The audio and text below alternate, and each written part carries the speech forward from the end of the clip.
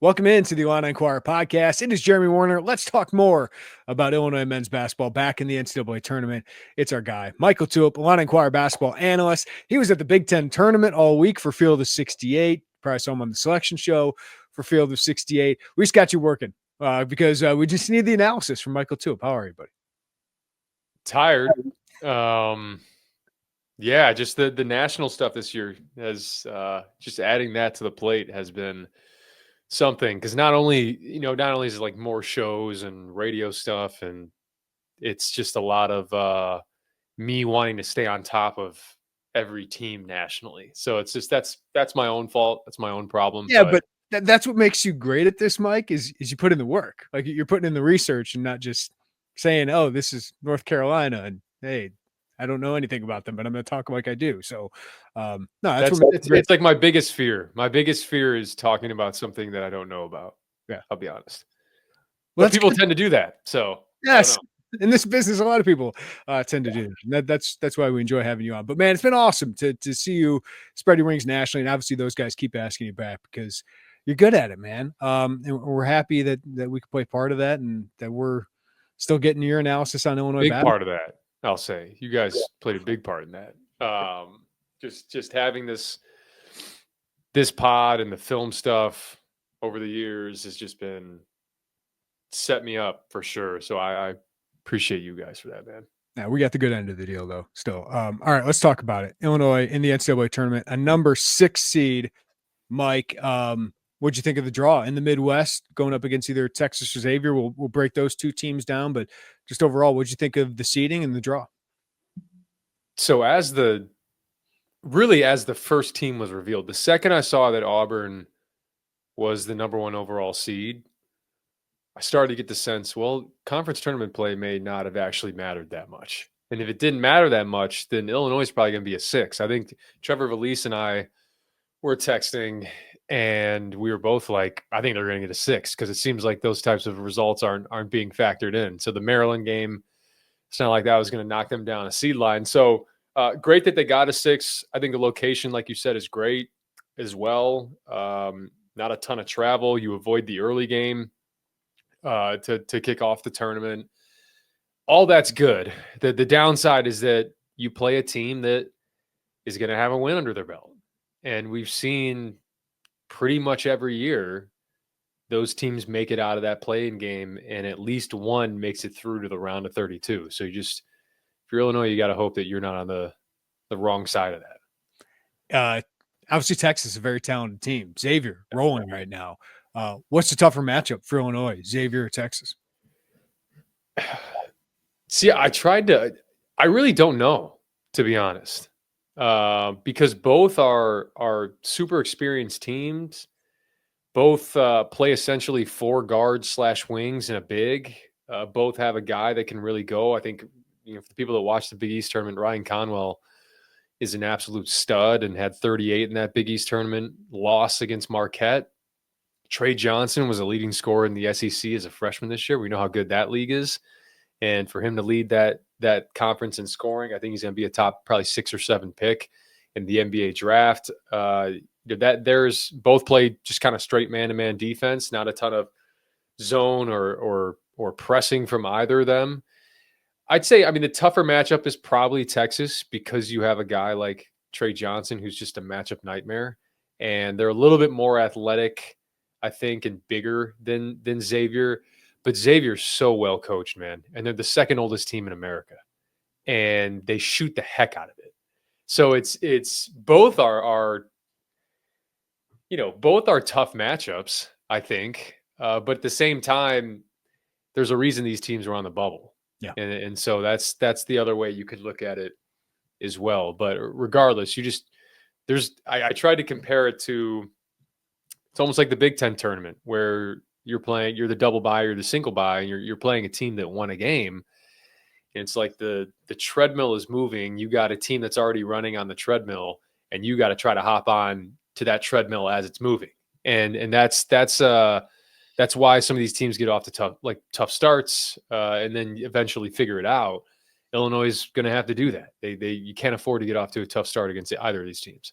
And what I wrote about after last night was, Mike, the thing that concerns me is not a lot of guys have played in this environment, right? Like Colin Boswell has played 85 minutes.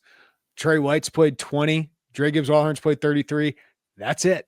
Like they haven't experienced what that is like. Well, the other team will have that at least under their belt. I know it's a different atmosphere maybe in Dayton, but that's still a winner go home game.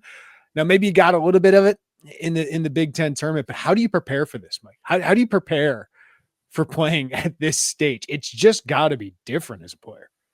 It depends on which Big Ten tournament game you want to look at. Obviously, if the Iowa game, you're like, hey, it looks like they're not afraid of the postseason and in a single elimination format. The Maryland game was very alarming because it looked a lot like the 3-game losing streak that they had, that where they just kind of weren't competitive. And so you wonder if, because it can work two ways. You have a younger team that maybe doesn't understand the gravity of a tournament like this, and that could lead to overlooking an opponent. That could lead to just not being all the way dialed in like you should be, like older experienced guys are. But it could also be like a they don't know what they don't know situation. Naivety to be a good thing. Yeah.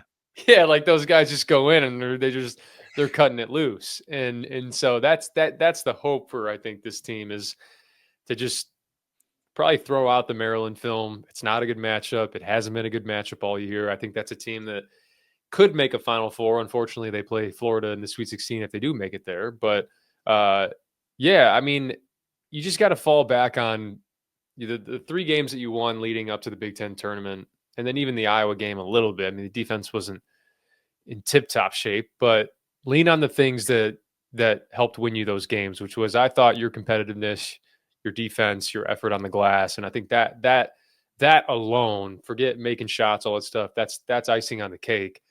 The defense, the competitiveness, and the pursuit on the offensive glass is what could carry you to that next round.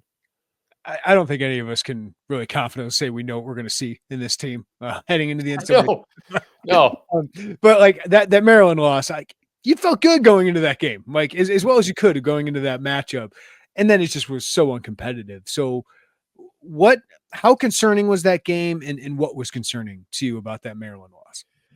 Well, the concerning part was, again, that it looked like that 3-game losing streak. I just thought they couldn't get their footing. I thought early on in that game, Maryland switched a lot of their 5-out stuff. Even the little Iverson cut they do over the top to trigger their offense with Will Riley, they were switching that. It wasn't an easy entry pass for that play.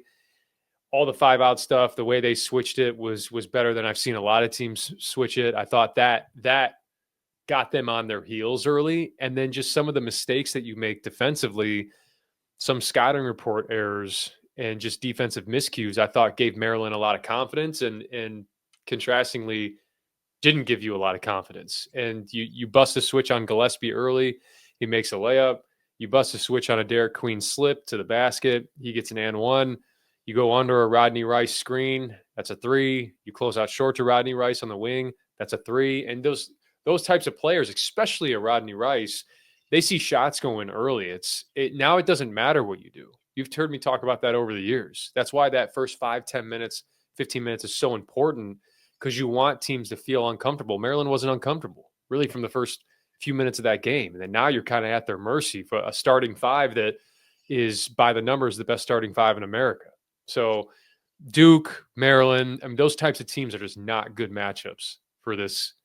Not a good matchup for a lot of teams, but especially for this Illinois team. So it was disappointing to see them go out like that, for sure. You want to continue to build on the momentum you had to finish the regular season and start the Big Ten tournament. But if we've seen anything from this team, it's some sort of an ability to reset and look completely different in the following game. You hope that's the case. That's kind of the good thing and maddening thing about this team. What's the key for the staff in prep, Mike? What do they work on this week as they prepare? Obviously, it's a quick turnaround scout-wise for the team, but the staff obviously will have a beat on these two teams. So what's key in the next few days as they prepare to go to Milwaukee? Keep things simple. I think the more it's this at this stage of the season with these short preps, it's more about understanding personnel It's maybe familiarizing yourself a little bit with, hey, what are the main go-to sets? What do they want to do defensively? Those types of things. But you don't want to get too far into the weeds and really inundate a young team with a lot of analysis and get them in their first NCAA tournament thinking. Like, that's not what you want. I think this prep, especially today and tomorrow, because you won't know your opponent. Because that game's Tuesday, or is that game Wednesday? Wednesday. So Monday, Tuesday, and probably Wednesday, you probably won't know your opponent. So you're going to have the staff is going to be the ones that's really diving into both Texas and Xavier. But my guess is that the players will only dive into that team on a 2-day prep once that game is finished. Yep. So you really want to focus on yourself. What are the defensive coverages we want to bring into the tournament? Can we continue to get Merez ramped up so that we feel like we can throw him in there? And I thought he looked fine in the Maryland game and in the Iowa game. And then on top of that, can you get KJ going? That is, if you want to see Illinois go to a second weekend, if you want to see Illinois go beyond that, he's got to be really good. He just does. He's just too important to this team to have the turnover issues he's having and look a little bit more timid like we saw earlier in the season. It's just not the time for that. Yeah, Mike, I'm watching him. It just looks like you and I were talking during the tournament. It just looks like he's overthinking. 12 turnovers in his first 2 preseason games. So what's changed for him? How does he flip this switch back to the amazing player who kind of carried this team at times during the first 2 or 3 months? Yeah, I think teams feel like they can get into him a little bit. And that's a lot to deal with when you're a freshman point guard in this league. I think he had a lot of success early in the season and shots were falling, right? That'll bring confidence throughout your entire game. And the shots haven't been falling at that same rate. So how do you stay in it both defensively and as the offense has shifted a little bit throughout the season with running more 5-out stuff through Tomislav? How do you get yourself going? I think KJ has the ability, just like a Trey and just like a Will, to be a really good cutter off the ball. He's smart. He understands angles. And those kind of, 5-out, slip behind the defense, pass over the top type plays that we've seen from Tomislav, I think KJ can be a part of that. And that's just another way that I think he can get himself going. That's another way that he can create advantage, potentially get to the foul line. We've seen the free throws go down a little bit as well. That's what I want to see. I want to see early trip to the free throw line for him. Yeah, just settle him in. Yeah, settle him in. You don't need, so that's not Fran McCaffrey getting thrown out of a game that leads to you shooting some technical free throws. I mean, I think being able to get your free throws off of movement and, really predicating your game on deception when you're off the ball will be huge for KJ, because trying to do it in a way that's like, can I split this gap? We've just seen that hasn't been the best formula when you have certain personnel groupings on the floor where maybe you can shade off an Illinois perimeter player to clog those gaps on him. And I think teams are doing that intentionally to make him get the ball out of his hands. And, but again, he's so important to what they're, to their ceiling and how far they can go in this tournament. So they need him to kind of recapture his old self there. For sure. Merez Johnson Jr., you mentioned him. He got 2 games under his belt. As you said, I thought he looked fine. Maybe not his best self, but that's to be expected. How does his role grow now that he's got another week of practice and 2 games under his belt, Mike? It should grow. I think both Texas and Xavier would be good matchups for him specifically. Kentucky may be a little bit different. That's it's a different style of game and pace, but certainly in these 2 games, when I think about, Texas, a lot of times they'll, Arthur Kaluma will be at the 4, which is a guy that I think Merez can check. Xavier, Marcus Foster and Jerome Hunter and those guys that go in and play the 4 a little bit too. That's a guy I could see him in there on. It's just interesting. I mean, with the emergence of Will coming into the starting lineup, it's just natural with guys that come off the bench, especially bigs. I mean, they just don't typically exceed 30 minutes in a game. So I think it is going to be probably in that 20 to 22, 25 minute per game range for Merez. If you can ramp him up that far, you feel good about the matchup. But again, I've talked about it all season. He's a guy that goes in there and knows his role, knows what he needs to do, and you can trust because he wants to defend, he wants to rebound. And for both these teams, it's Xavier and Texas. They're not great rebounding teams. Xavier is a great defensive rebounding team, and Texas is also good on that side. But they're both not great offensive rebounding. And Xavier specifically, they're one of the last teams in the country in offensive rebounding percentage, but they also don't send guys to the glass. They get back in transition. They prioritize 4, sometimes 5 guys back in transition. So it's a little bit of a misnomer looking at that and being like, they're not a good rebounding team. They actually kind of are. They just prioritize setting up their defense. So is that, is that a matchup where you feel like you can go and bring Merez in there? Probably, I think so. No matter who wins that game, I think you're going to see a good dose of Merez. And he's important too, just like KJ in a different way, but he's important because I think he gives them that physicality and size that they need in some of these games. Again, can't count your chickens before they hatch with this team, but if they do get Kentucky in the second round, what do you think of that matchup? It's a tad worrisome. I think I'm not of the mindset where it's like, thank God they got Kentucky. I mean, Kentucky can play. Kentucky's got, I think, 8 or 9 wins this year over AP top 15 teams. And the defense for them, they got ran out of the gym in the SEC tournament against Alabama. But their defense has shown the ability, like Lamont Butler, depending on what his status is, it sounds like he's going to go in the first game. Lamont Butler can get into the ball and make you uncomfortable. Otega Owe can get into the ball and make you uncomfortable. Mario Williams is really good as a defensive anchor. Like, they have really good pieces defensively. They just haven't had a ton of lineup continuity, which is going to impact your defense. And so which we've seen. Yeah.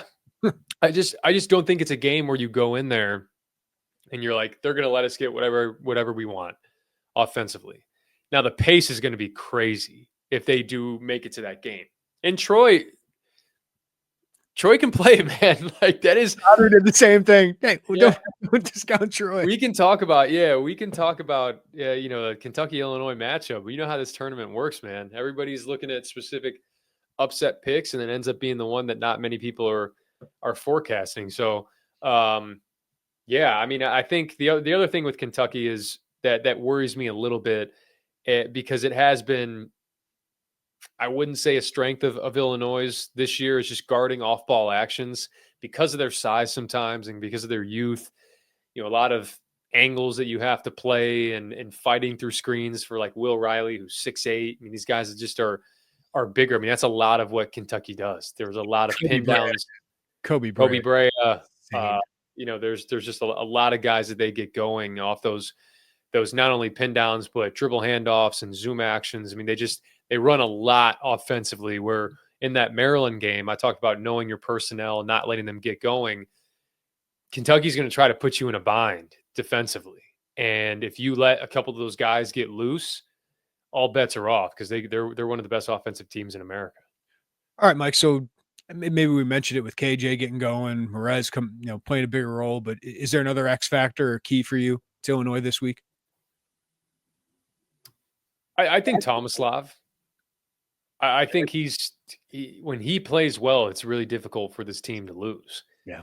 And that's on both ends. That's being really good in those defensive coverages that they have, whether it's doing the stabs or doing the drop coverage. He needs to be physical. He needs to be good on the glass. I mean, just think about those matchups. It's either him against Fremantle, who's a really good big for Xavier, that gives opposing bigs a lot of problems because he posts early and often. And he gets you rooted under the basket, and he runs the floor really well. And then Caden Shedrick, we've seen over the years when they played Virginia a few years ago and he's now at Texas.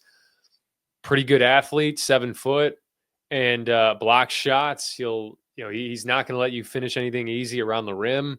That's why for not only Merez but for Tomislav as well. I mean, you need to win those matchups. That's imperative because you already have Ryan Conwell, you already have Trey Johnson, and all these other guys that can go off for both Xavier and Texas. You can't let their bigs also have a field day as well. That's what I'm looking at. And it falls on Tomislav's shoulders. When I look at that Texas Xavier, just to go back to that, it feels like to me, Mike, Xavier's the style I want Illinois to go against, because I feel like Will Riley, Kylan Boswell, Trey White, even Kaspers, if he wants to, have the ability to get to the rim. All right. And Tomislav can stretch them out and kind of dice them apart, but they're more disciplined. They're better coached. And then you got Texas, who's kind of going to do more one-on-one offense, but they're really talented and big and physical, which scares you stylistically, but not as well coached. Is that right? That's the exact way I look at it. It is. Shawn Miller scares the hell out of me, man. I think Shawn Miller is one of the best coaches in America. Yeah. And so the interesting thing is there's been rumors about Shawn Miller getting the Texas job. Perfect. So that throws some intrigue on that initial matchup. But you're right. I think on the one hand, Xavier's a team that, plays with decent pace, but just the combustibility of a Trey Johnson at his size, like that is just that can definitely put the fear of God in you a little bit, because I've seen him too many times this year against great defensive coverages. You can play the perfect defensive possession. It just doesn't matter because he's athletic. He can rise up over you. He shoots 39% from three. And I think he's hit, 85 threes this year or 90 threes this year. He's unafraid. And I don't think we saw in the SEC tournament, clearly March doesn't really scare him at all either. So yeah, I mean, it's, I don't want to say it's pick your poison. It's just two really experienced teams, because Trey Johnson's just got a lot of older guys around him. And then Xavier, you got to be able to guard your yard. You got to be really good on the glass. And when you do have opportunities to run in transition, you got to run, because they're not going to let you do it very often. If you do create turnovers, if it's a long rebound, because they will shoot threes and they shoot them at a high level, you got to get out and go, because like that half court defense, when it's set up, they've forced a ton of turnovers in the last month plus. They've been a top 20 defense since I think early February. And, Dalen Swain's another guy who I think could end up having a cup of coffee in the NBA. And, one point during that February-March stretch was at like three steals a game, because he sits in the gaps, he plugs gaps, he's long, he's 6'7". He's a really good player. So, and they play hard. They play so hard. So that toughness factor, that competitiveness factor, that has to show up regardless of the opponent, but especially against Xavier. Are you ready to optimize your nutrition this year? Well, Factor has chef-made gourmet meals that make eating well easy. They're dietitian approved and ready to heat and eat in 2 minutes, so you can fuel right and feel great no matter what life throws at you. Factor arrives fresh and fully prepared, perfect for any active, busy lifestyle. And with over 40 options across 8 dietary preferences on the menu each week, it's easy to pick meals tailored to your goals. So you can choose from preferences like Calorie Smart, Keto, or my favorite, Protein Plus. And Factor also can help you feel your best all day long with wholesome smoothies, breakfast, grab-and-go snacks, and more add-ons.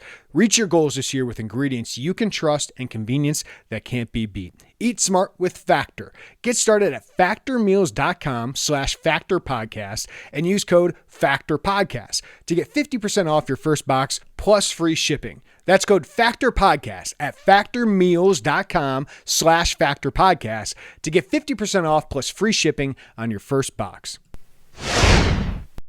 All right, Mike, let me flip this. I want to think of it this way. If you're Xavier, Texas, or you're Kentucky, what do you think about Illinois being in your pod?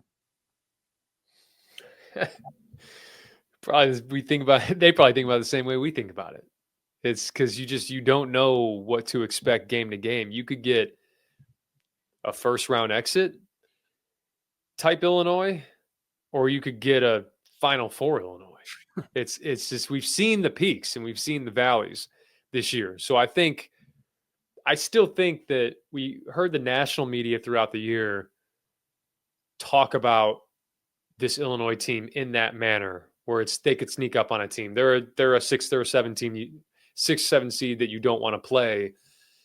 I don't think anyone's going to take them lightly, right, even based off their most recent result against Maryland, because I think there's just too much evidence throughout the season to see those peaks for them and be like, this is a team we can just roll over. I just think about the Oregon game and the Michigan game, and Missouri ended up being really solid throughout the year, and you win that neutral back in December. And so there's a lot of really good wins. The Purdue win too. I mean, I just don't think you're going to be overlooked, is what I'm saying. Yeah.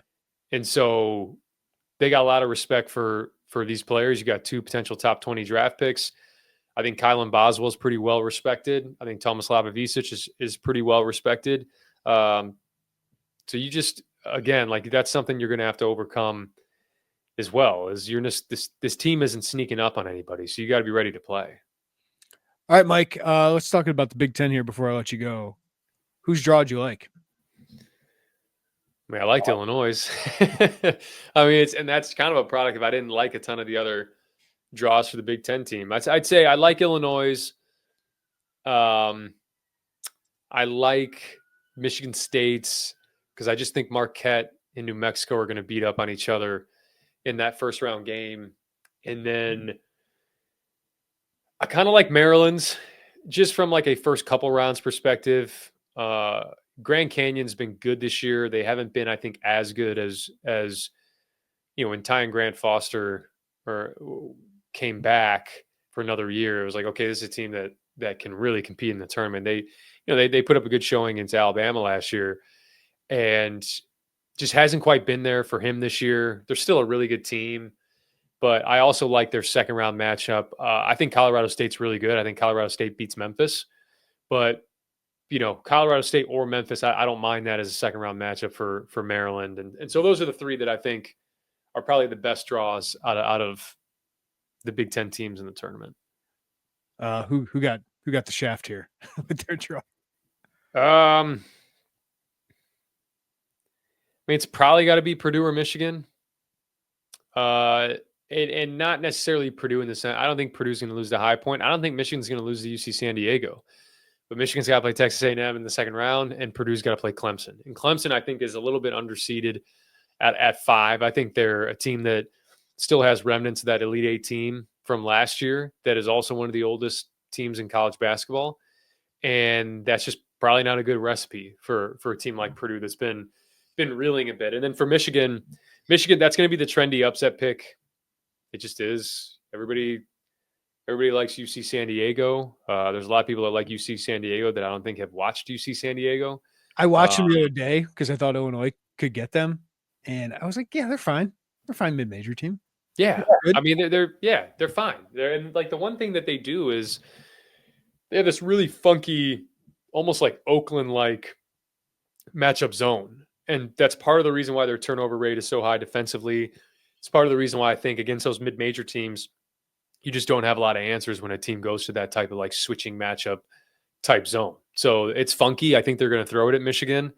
But my thing is always like, it's just so easy for us to look at metrics and be like, team that, turns the ball over a lot and team that forces a lot of turnovers. And then we don't ever look at the other ways that you can level that out, whether it's through 3-point shooting or the glass. I mean, I was there live for Michigan, Maryland. Vlad Golden's on Michigan, right? Like that guy's going to be 25 and 12. And they're going to trap him. They're going to trap the post. There's no question about it. But again, I was at that Maryland Michigan game on Saturday, and just Michigan turned it over 19 times. And then you look up and you're like, it doesn't matter because they out-rebounded Maryland by 29. It's insane. So there's other ways to combat that other than just, hey, they're going to turn the ball over and lose. I think Michigan's got to have a heck of a lot of confidence right now. I know they're going out to Denver. I don't really want to – these dudes are like 18 to 22 years old. I don't really want to hear about the altitude. I honestly don't think that factors in as much as it's all I hear people talking about. Have you played at altitude? I have. And I don't know. Maybe I'm different. I'd like to think that my cardio was great back then. Yeah. But it's just – I don't know. I don't think we see teams go to Denver and teams go to, Utah throughout Salt Lake City throughout the years. And if it was really a thing, we would have history on like, hey, all these teams that go and travel to altitude, they lose. And there's just really not much history that suggests that. So yeah, I mean, I think it'll be interesting first round. Like the upset pick that I have in the Big Ten is Liberty over Oregon. Mm-hmm.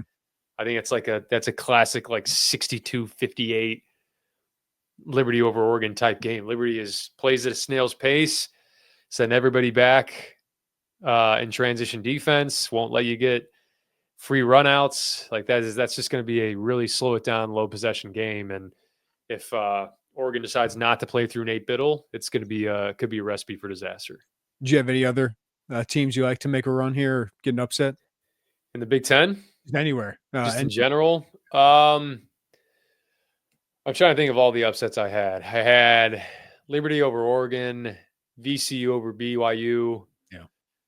I go back and forth on Vanderbilt, St. Mary's. I think I had Vanderbilt first, and I went to St. Mary's. I may change that again. I like, let's see, the other side. I like Arkansas over Kansas. I like Colorado State over Memphis. Mm-hmm. Sorry, Dane. Here's a fun one. I got North Carolina in the Sweet 16. Yeah, Ole Miss felt like they're underdogs, I think, in that game metrically. Yeah. I think this happens Iowa State's injuries. Yeah, that makes sense. With Iowa State not being healthy and Keshawn Gilbert being out, like that is. I would not be surprised to see North Carolina get to a Sweet 16. It could be San Diego State too. Really, the winner of that game, which is great when you follow like the ESPN Tournament Challenge. It's like they give you can only pick the game. Yeah. So even if San Diego State wins and advances, you still get the points anyway. So, but I am saying that it would be North Carolina. Tournament committee totally redeemed. Yeah. Yeah, but it's to me, it's not even what makes me so mad. And this is what my argument against tournament expansion is. You don't get left out of the tournament. Like teams that get left out of the tournament, it's not because they can't win tournament games. Like to me, this is why you protect the exclusivity of the tournament, because teams that are left out of the tournament can win tournament games. Mm-hmm. Like there should be an exclusivity to be a part of that tournament to make those type of runs. But instead, when you let anyone in a single elimination tournament, then when the craziness that takes place every year takes place, then we all of a sudden retroactively think that, people are vindicated or not vindicated. So it's like North Carolina probably shouldn't have got in, but if they win 2 games in the tournament, I'm not necessarily sure that's like we were all wrong. No, they probably still shouldn't have got in. It's just I don't put a ton of stock in like if you're outside of the bubble and you sneak in, oh my God, it's miraculous that you won. It's the freaking NCAA tournament. This happens every year. The interesting thing I looked at as I'm filling out my bracket, so people that listen to this take this maybe with a grain of salt based off of the teams that we have this year. But can you guess, and I have to go back and look at this to make sure I read this the right way. It was on the NCAA's official website. Can you guess on average, and I'm assuming they when they talk about upsets, they are referring to like a 9 over an 8 would be an upset. Yeah. They're not actual odds making upsets. No. Can you guess how many on average first round upsets there are and how many on average upsets in the entire tournament? Oh, wow. Like percentage wise? Just total number. Like on average, this many teams get upset. Let's do just the first round and then the whole tournament. First round. So you got 32 games. 6? 7? 4.5. Want to guess for the whole tournament? 11. 8.5. So it's crazy. I looked at this. How about this? And again, I would have to pull this back up again. This is horrendous podcasting. This is why Jay Williams. This is why Jay Williams picks chalk, right? Like everyone gives him crap, but this is why he picks chalk. It's usually right. So I was looking on the NCAA website, and they said bad podcasting. All right, I got it. So total upsets on average 8.5. The least 3 in 2007. The most 14 in 21 and 22. First round on average 4.7. The least amount of upsets 2001. in the first round, the most 8 in the first round in 2016. This was the one that blew my mind. The Sweet 16, 0.25 upsets on average. The most upsets in the Sweet 16 happened on 11 occasions was 1. Wow. So there's never been 2 upsets in the Sweet 16. That's insane. That's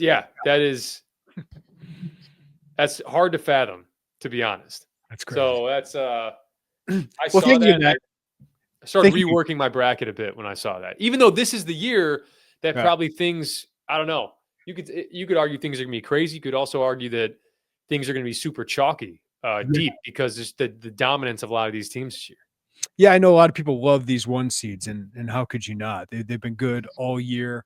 What Florida's been doing has been insane. Auburn, not great at the end, but we've seen what they've done all year. Duke, when they're healthy, and Houston and Kelvin Sampson probably doesn't get talked about enough. But my gut feel when I went through this the first time, and I kind of like to stick just with the gut, is Auburn, Duke, and then I had St. John's, just because I picture Rick Pitino in the Final Four. Yeah, I can just see it right now, and him being the story of the Final Four. And I had Tennessee. I just really like that team, and I really like their draw, to be honest with you. So those are my 4. I considered Michigan State, but Duke is my champ. I just think they're one of those teams. But what did you have in your gut feel? Yeah, my Final 4, again, try to not get too chalky. I did have Michigan State. What's interesting is I think Michigan State has a really good chance to beat Auburn, but I could totally see them not getting a chance to beat Auburn because, falling early. Maybe it's Marquette that wins that first game. But I think I have Michigan State, North Carolina in the Sweet 16. Yeah, I love Michigan State as long as they get by Marquette. I really like their first. Yeah, I agree, and I think so. I had Michigan State out of the South. I had Florida. It's just really hard to go against Florida right now. I actually had Florida, Texas Tech in the Elite 8. Nice. And then so Florida making it out of the West. I had Tennessee over Clemson in the Elite 8 in the Midwest. And I have Duke over Alabama in the East. I have Duke over Tennessee, and I have Florida over Michigan State, and I have Duke winning the national championship over Florida.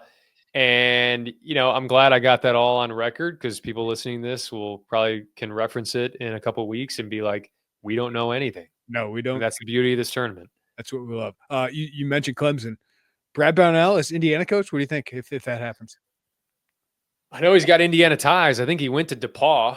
And so that is certainly a factor. It sounds like Ben McCollum is pretty firmly in the mix there as well, which I don't know how I feel about that. But Brownell, I like the idea of just a good ball coach, Mike, but I do wonder he's never coached that level of talent. Like Drake, I know is like a sexy pick, but it's a lot of D2 players now playing against some of the best teams in the country, and I wonder if they can actually make a run. But he is a heck of a coach, and he's really beholden to the style of play that he has, which is really slow. And that's just I'm not sure that's a recipe for success in the Big Ten. He would have to kind of overhaul the way he plays, and I mean we'll see what happens with a few of these different openings. I think I have a somewhat of an idea of the direction. I think a few of them are going to go in or should go in, but it's going to be a fascinating next few weeks. Yeah. What do you think of Indiana, Iowa, Minnesota, and potentially Northwestern opening if Chris Collins gets picked up by Villanova? Yeah. If I'm Villanova, I'm hiring Chris Collins. It's a good fit. That's a really easy one. I think he's done everything, right? Yeah. With all the talk about coaches getting fired, and it's like, well, they don't have a ton of resources. And if they had more resources, what Chris Collins has done with not a ton of resources over the years, I think he's primed to go into a Villanova situation where it's high academic, just like it was at Northwestern, probably a little bit lower academic bar. And, and then you're not going to have a crazy amount of resources compared to maybe a couple of the other Big East teams and some of the backing that like St. John's has with the body armor guy. And so that's who my hire would be. It would be Chris Collins. If Northwestern opens up, I don't know. I mean, if you're Mark Byington, you're probably not leaving Vanderbilt. Would you promote Chris Lowry? I don't hate that. I think Chris Lowry's a good coach. Drew Valentine, Porter Moser. Porter. It'd be interesting, wouldn't it? I think Porter would come back. I think Porter would do it. Because from everything that I've heard, Porter freaking loves Chicago. And for those that don't know, Porter does not need the money. His parents basically built the city of Naperville. So he's fine there. So if he just wants to go and come back and go to Cubs games, he would he could certainly do that. So that could definitely be an option for Northwestern. I think Minnesota feels kind of done. Yeah. With Nico Medved. That is from Colorado State. That's a 2-year rumor, right? Yeah, and it's been brewing for a while. So I got a lot of really close friends and former coaches that are on that staff at Colorado State, and I know they do a really good job at Minnesota. I think Nico's a really good coach. He's fiery, he's competitive. It's a really smart staff. Ali Farouk-Manesh, if you guys remember, Northern Iowa hit the big shot against Kansas, and I think 2009 or 2010. He would probably get the Colorado State job, and then Iowa. I thought it was going to be DeVries before all this West Virginia stuff went down. Now I kind of feel even more confident in it that he could end up getting the Iowa job. Obviously, was it Drake formerly and Iowa guy, and the resources probably are better at West Virginia, but we'll see. I mean, we've seen Iowa. Iowa's had some pretty long tenure with coaches there, so it's not. I don't think it's necessarily like a hired to get fired stop like Indiana is. So I don't know. We'll see. Indiana is the most interesting to me because I just think that job is so complicated, Mike. Like, it's a great job with a high ceiling, but as you said, the expectations are so high, and I just feel like, obviously they have good resources, but it's Ohio State or Michigan to me are better jobs. I just think they have just as high of a ceiling without the pressure that is there. So I just think it's gonna be interesting who they get, but I think Iowa and Minnesota, it's a great cycle for them. Like, if Iowa just DeVries and McCollum, pretty good. Minnesota, Medved, pretty good. Yes. I feel like it's a really good cycle for those teams. I would agree. I think Indiana, they won't do it, but I would prefer they go out and get somewhat of a renegade and a guy that's just, I mean, I wish they would get Will Wade, but they won't.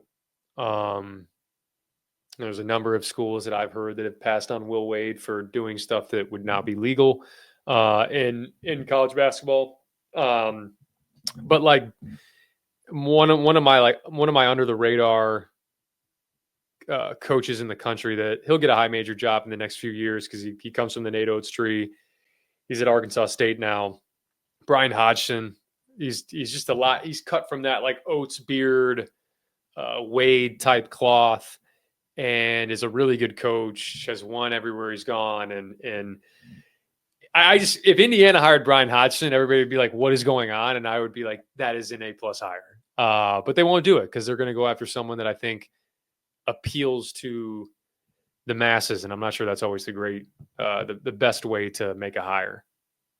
Well, Michael Tulip, happy March Madness, man. Appreciate you hopping on with us. Enjoy the week, and love to catch up next week, whether it's the end of the season for Illinois or we're preparing for a Sweet 16 again. Hopefully they're coming this way. Hopefully they're coming over here to Indy. That'd be great. Oh, man, I'm looking forward to it.